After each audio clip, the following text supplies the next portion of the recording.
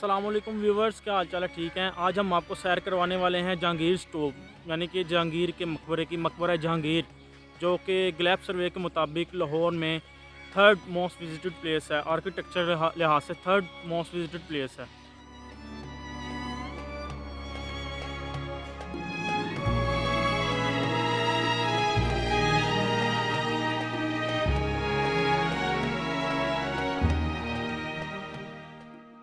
तो आज मैं आपको सैर करवाने वाला हूँ मकबरा जहांगीर की, जहांगीर टूब्स।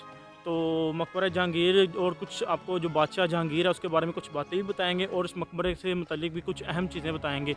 चलें चलते हैं, हम देखते हैं।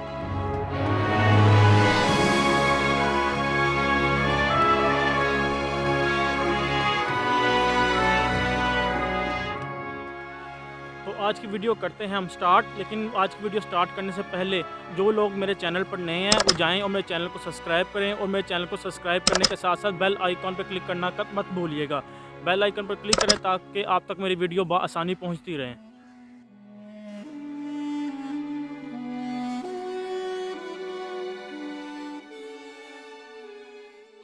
जी व्यूवर्स, जैसे ही आप अंदर एंटर होने के बाद ये बिल्कुल सामने जो आपको नज़र आ रही है ये एंट्रेंस है, और एंट्रेंस के दाएं जानिब ये इस जगह को डाक बंगला कहते हैं और यही टॉप की एंट्रेंस है।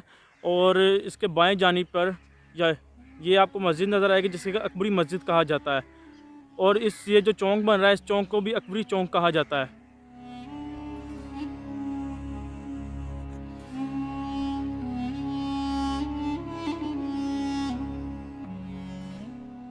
जहांगीर टॉप में एंटर होने के फ़ौरन बाद जो आपको सबसे अहम बात नज़र आती है वो हर तरफ कमरे ही कमरे नज़र आएंगे।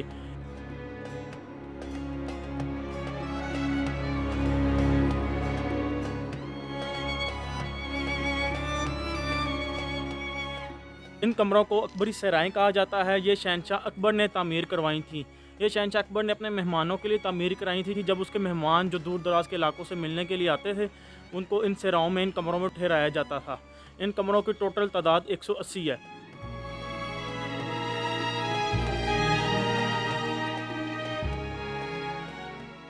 चलिए हम किसी एक कमरे के अंदर चल के देखते हैं कैसा है।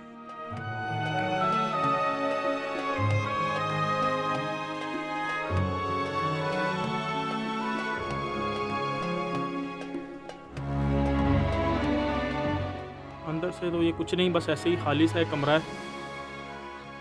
अभी आप जो मेरे बाएं जानिब देख रहे हैं ये सारी अकबरी सहराएँ हैं, और मेरे दाएं जानिब जो है नूरजहाँ गार्डन्स हैं। इस गार्डन को नूरजहाँ बाग कहा जाता है। ये नूरजहाँ का पर्सनल बाग था, बाद में यहाँ पे अकबरी सहराएँ बना दी गई।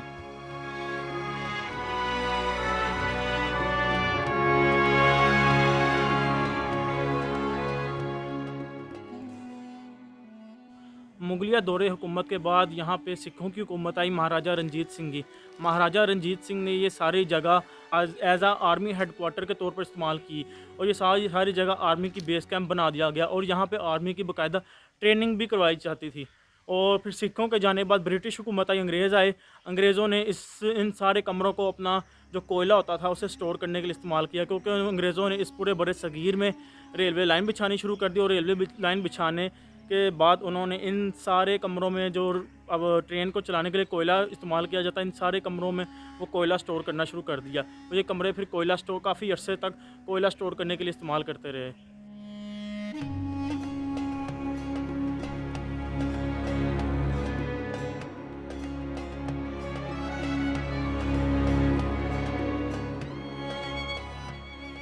व्यूवर्स, अगर आप मेरे पीछे देखें तो एक मस्जिद है। इस मस्जिद को अकबरी मस्जिद कहा जाता है। इस मस्जिद को अकबरी मस्जिद इसलिए कहते हैं क्योंकि शहंशाह अकबर ने तामीर करवाई थी, और इसलिए इसको अकबरी मस्जिद कहा जाता है।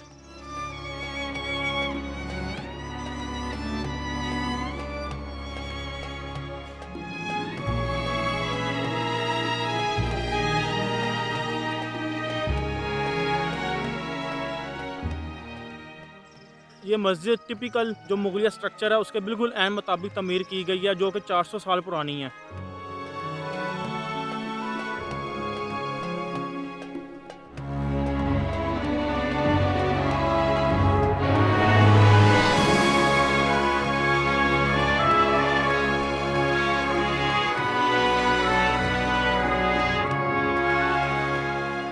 व्यूवर्स, अभी ये जो इमारत देख रहे हैं इसे डाक बंगला कहा जाता है, जो कि बिल्कुल टिपिकल मुगलिया स्ट्रक्चर के मुताबिक बनाया गया है। इसमें जो लाल पत्थर है ये ईरान से मंगवाया गया था, और ये जो सफ़ेद रंग के आपको पत्थर नज़र आ रहे हैं ये सारा संगमरमर काट काट के लगाया गया है।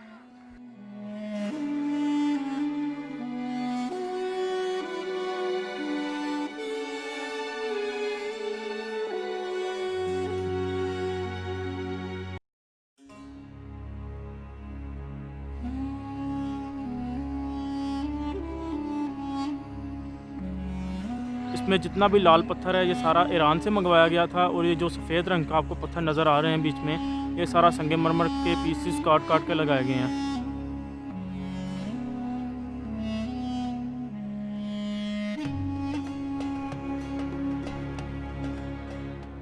अच्छा, ये जो अभी आप गेट देख रहे हैं ये गेट भी तकरीबन 400 साल पुराना है, और ये गेट जिस लकड़ी से बनाया गया है इसे सागवाई कहते हैं।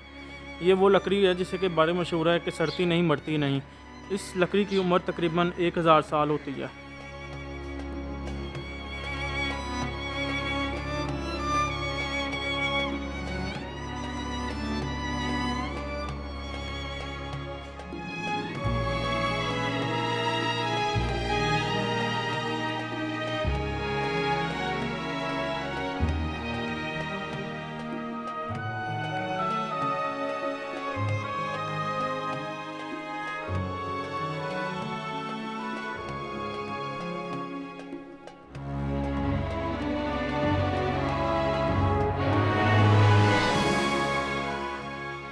इस डाक बंगले से बाहर आते ही वो रहा सामने जहांगीर टॉप की एंट्रेंस।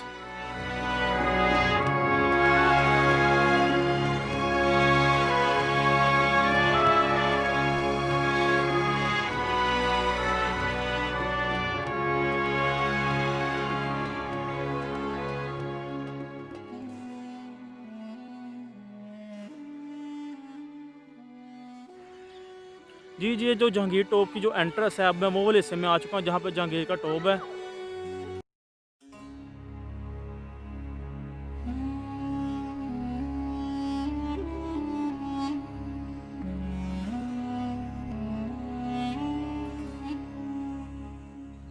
शहनशाह जहांगीर का असली नाम मिर्ज़ा नूरुद्दीन बेग मोहम्मद सलीम था, यानी कि शहनशाह जहांगीर को ही मोहम्मद सलीम कहा जाता था, यानी कि शहनशाह जहांगीर ही शहज़ादा सलीम था।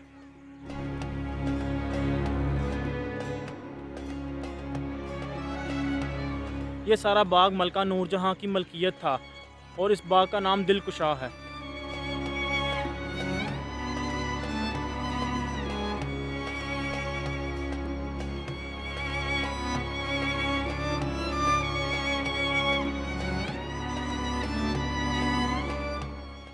इस बाग के बिल्कुल सेंटर में सामने एक फाउंटेन है छोटा सा।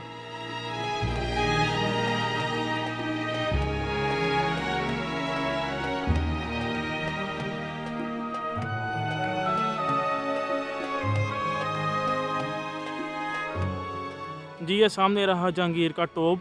चलिए अब हम अंदर चल के देखते हैं और अंदर से आपको टॉप दिखाते हैं।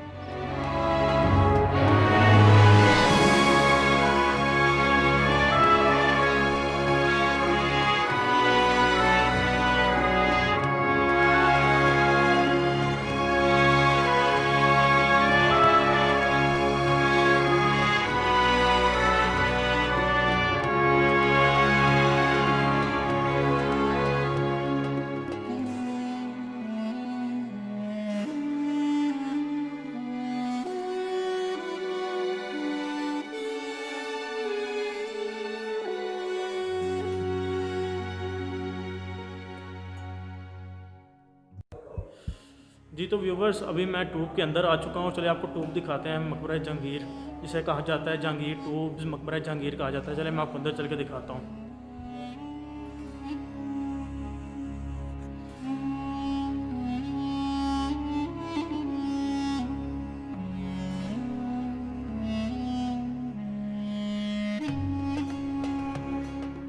जी, तो ये सामने रहा जहांगीर टूब, जहांगीर का मकबरा।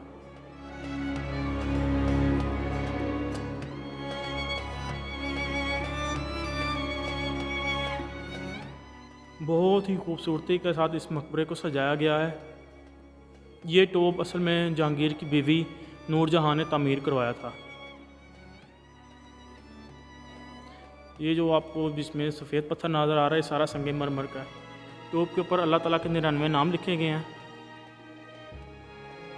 और ये इसके ऊपर कुछ कुरानी आयात लिखी गई हैं। और टोप के इस तरफ बादशाह का नाम लिखा गया है, मिर्ज़ा नूरुद्दीन मोहम्मद जहांगीर बादशाह। इसके मार्बल में बड़ी एक ख़ास बात है जो कि आपको मैं नज़दीक से दिखाता हूँ।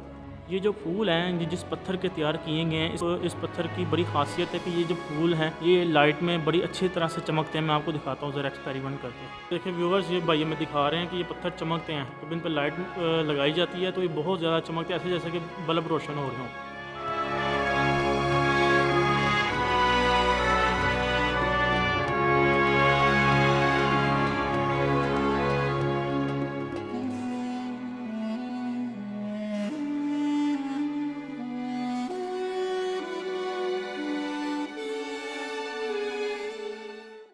व्यूवर्स, ये जो मुगलिया लोग होते थे ये जब भी अपनी कोई ऐसी तामीर करते थे तो बड़ा एक चीज़ का ख्याल रखते थे। इसकी जो साइडों पे आप देखें ये रोशनी के लिए जगह बनाई गई है। इस जगह से सनराइज़ का नज़ारा देखा जाता है और ये जगह ये सनसेट के लिए है। मतलब जब सूरज की पहली किरण इस तरफ से आती है और आखिरी किरण इस तरफ से आती है। अच्छा व्यूवर्स, इस टोप के बारे में मैंने अभी बड़ी ख़ास बात मेरे भाई ने बताई है जो कि मैंने सुनी है कि जो टोप है सारी टोप एक सिंगल पीस है। मतलब कि ऊपर से लेकर ये नीचे तक सारा एक सिंगल पीस में तैयार किया गया ताकि इसकी मजबूती कायम रह सके। और ये टोप इसकी अपनी खूबसूरती के लिहाज से वर्ल्ड की 3rd मोस्ट विजिटेड और मोस्ट लाइक करने वाली जगह है। ये देखें, ये नीचे से लेकर ये इस जगह से लेकर नीचे से ये ऊपर कोने तक यहाँ तक ये ऊपर कोने तक यहाँ तक सारी टोप एक सिंगल पीस तैयार किया गया है। जबकि जो इसकी असल ग्रेव है वो इससे 25 फुट नीचे है। ये ऊपर सिर्फ इसका आर्किटेक्चर तैयार किया गया, खूबसूरती बनाई गई है, लेकिन जो असल ग्रेव थी बादशाह जहांगीर की वो इससे 25 फुट नीचे है।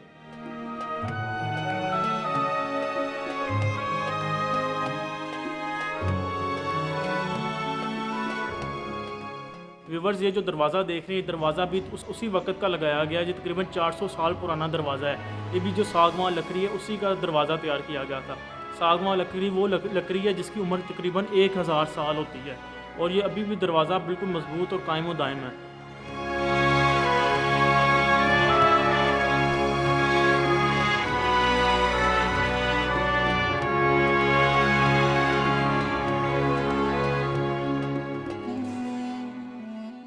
व्यूवर्स, बादशाह जहांगीर के टोप के साथ ही ये कमरे तमीर किए गए हैं। ये भी जो मेरे पीछे कमरे देख रहे हैं ये कमरे उस वक़्त बादशाह के लिए तमीर किए गए थे। यहाँ पे उस वक़्त के मशहूर कारी बैठा करते थे जो कि हर टाइम कुरान पढ़ा करते थे बादशाह के साले सवाब के लिए, और वो हर टाइम कुरान पढ़ कर बादशाह के लिए दुआ और दरूद करते रहते थे।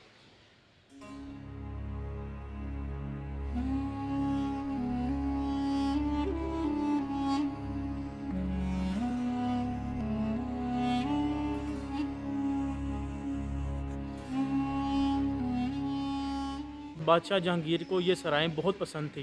वो अपना ज़्यादातर वक़्त इन सराओं में गुजारा करता था, इसलिए उसकी ख्वाहिश थी कि मुझे इन सराओं में ही दफनाया जाए। लेकिन बादशाह जहांगीर जब गर्मियों का मौसम था तो ज़्यादातर वो उन गर्मियों के मौसम में कश्मीर के इलाके में गुजारा करता था। कश्मीर से वापस जब लाहौर आ रहा था तो रास्ते में राहजोई के मकाम पर वो फ़ौत हो गया तो फिर उसके आखिरी वसीयत के मुताबिक उसे यहाँ लाहौर जगह पर दफन किया गया।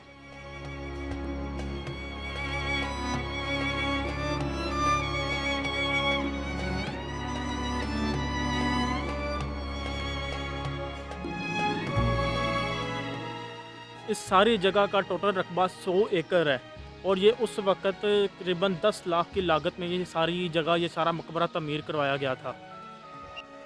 इस जगह को ज़्यादातर नुकसान महाराजा रंजीत सिंह ने पहुंचाया है। महाराजा रंजीत सिंह की जब हुकूमत आई तो उसने यहाँ के जो सब बड़े मशहूर और कीमती पत्थर थे वो सारे पत्थर उतार के अमृतसर भिजवा दिए। अमृतसर में उस टाइम में गोल्डन टेम्पल बन रहा था, इसलिए सारे पत्थर यहाँ से कीमती उतार कर यहाँ तक फाउंटेन्स के ऊपर जो लगे होते हैं वो चीज़ें सब उतार कर उसने अमृतसर भिजवा दी और वहाँ पर गोल्डन टेम्पल को तमीर करवाया। अगर आज की वीडियो आप सबको पसंद आई हो तो प्लीज़ मेरे वीडियो को लाइक करें, शेयर करें, अपना ख्याल रखिएगा। इंशाल्लाह अज़ीज़ बहुत जल्द मुलाकात होगी। अल्लाह हाफ़िज़।